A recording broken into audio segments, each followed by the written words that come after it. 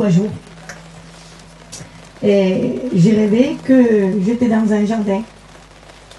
Et je marchais dans ce jardin-là, c'était un petit chemin, et c'était un jardin, et il y avait des arbres, mais je vous le dis avec mes mots, mais c'est inexplicable en vrai. Les arbres sur les feuilles, c'était pas des feuilles, c'était comme des diamants, comme ça, comme des cristals verts. Les plantes, c'était même pas la peine d'en parler. Et moi, j'étais égarée sur ce chemin, là, puis je voyais tout, et puis j'étais émerveillée. Et puis quand je marche, et puis il y avait un petit ruisseau à côté. Et il y avait une barque en bois. Et il y avait 3 personnes devant cette barque. Et puis ils me disent, viens avec nous dans la barque. Seigneur Jésus, quel privilège. Et ça se fait que je vais avec eux dans la barque, et je m'assis au fond, et eux 3, ils étaient devant moi, mais ils voyaient devant eux. Ça fait que je les voyais de dos. Et puis mes yeux se portent dans l'eau.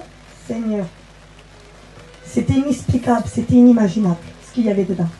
J'ai vu un poisson passer, c'était rare. Ses bras, c'était comme, ses nageoires, c'était comme du voile transparent, ça n'avait plus de fait. Et puis le sable, c'était des milliards de perles, toutes des perles brillantes, Seigneur. Et puis moi, je vois ces 3 personnes, et puis je dis, mais on va où là? Et là, ils me disent, laisse-toi guider. Ça fait que je me laisse guider, et puis on marchait avec la petite barque.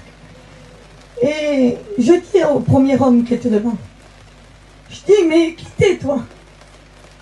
Et lui se retourne et me dit, je suis l'apôtre Paul. Alléluia. Seigneur Jésus. Et toi pour l'autre, qui t'es? Ils se retournent, ils avaient des grandes tuniques blanches sur eux. Leur peau c'était comme le soleil, ils brillaient leur peau. Et puis il me dit, moi je suis l'apôtre Pierre. Je dis, Seigneur. Et toi pour l'autre, c'était une femme. Oh Seigneur Jésus. Amen. Eh bien moi je m'appelle Esther, elle me dit. Seigneur. Et je dis, on va où? Eh bien elle me dit, laisse faire, laisse faire. Ça fait que je me laisse faire. Et on arrive devant une grande montagne. Et eux, sur cette montagne, ils marchaient comme si ça serait rien, mais la montagne, elle était à pic. Et puis il me dit, viens avec moi, il faut qu'on monte au sommet. Et eux 3, ils marchaient bien sur la montagne, mais moi, c'était dur pour y arriver. Et je dis, attendez-moi, attendez-moi. Je ne peux pas y arriver, moi, tout seul. Et puis, l'apôtre Paul, il lève la main au ciel, et puis il dit, Seigneur. Et quand il dit cette parole, la montagne, elle vient droite. Ça fait que j'ai pu monter. Et il a fait ça 3 fois jusqu'à temps que j'arrive au sommet. Et quand on arrive au sommet, je voyais, Seigneur, je voyais tout ce jardin-là immense. Je voyais comme des petites gouttes qui tombaient du ciel. C'était comme des petites perles qui tombaient du ciel. C'était comme la rosée, mais c'était des perles qui tombaient. Et les petits oiseaux, ils chantaient, mais pas comme les petits oiseaux d'ici. Ils chantaient des mélodies. C'était des musiques qui chantaient. Et j'avais une paix sur moi dans ce lieu-là, Seigneur. Vous ne pouvez pas imaginer. Et au fond, ce jardin, au fond, ça faisait un grand temple blanc et tout couleur or le dessus. Et moi, je dis, c'est quoi qu'il y a au fond? Et lui, il me répond, c'est la nouvelle Jérusalem. Je dis, je veux aller là-bas, moi. Je dis, vous ne pouvez pas m'emmener là-bas? Il me dit, non, c'est pas encore temps. C'est pas encore le temps pour y aller. Mais je dis juste non, je dis juste pouvoir commencer. Il me dit non, même nous, on n'y a pas été encore. Et puis l'homme, il me dit, tu diras à eux qui sont là-bas qu'il y a beaucoup, beaucoup, beaucoup de travail à faire. Et je dis, Seigneur, mais moi, qu'est-ce qu'il faut que je fasse là-dedans? Il me dit, toi aussi, tu as ton rôle à jouer là-dedans.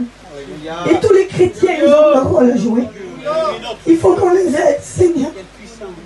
Et puis il me dit, et puis il me disait aussi, mais dis-leur qu'ils travaillent vite, parce qu'il reste peu de temps. Dis-leur qu'ils travaillent vite, il faisait que dire, dis-leur qu'ils travaillent vite. Et à ce moment, quand tout sera terminé, il disait, quand le travail sera terminé, on ira tous à la Nouvelle Jérusalem.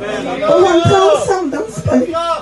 Et Seigneur, moi je vous l'explique avec mes mots, mais si vous verrez ce lieu, Seigneur, mais moi j'ai vu une goutte d'eau, c'est une goutte d'eau dans l'océan que j'ai vu là. C'est infime. Mais si vous serez, ça vaut le coup de souffrir, moi je vous le dis. Ça vaut le coup vraiment de continuer parce que c'est vrai que c'est dur. Seigneur, c'est vrai que c'est dur. Mais vraiment, en sachant ce qui nous attend là-bas, ça vaut le coup, Seigneur, de vraiment lutter, ça vaut le coup.